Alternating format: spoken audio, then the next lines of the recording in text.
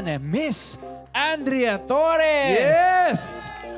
Hello, hello. Hello, Ada. Grabe. Hello, mga kaayos! Yan.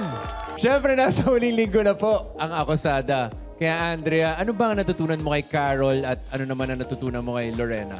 Nako, si Carol kasi, kung nasusundan niyo yung show namin, naging Lorena siya dahil nagtago siya. Tinakbuhan niya yung mga kasalanan niya, natakot siya. So, natutunan ko sa kanya, walang sikretong hindi mabubunyag.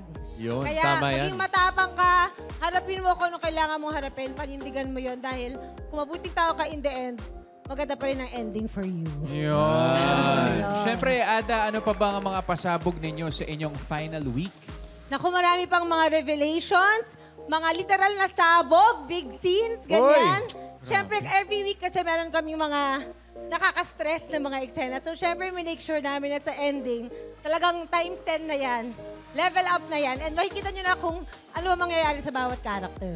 Nice. And syempre, once again, please paka-invite naman ang ating mga kaayos sa huling linggo ng Akusada.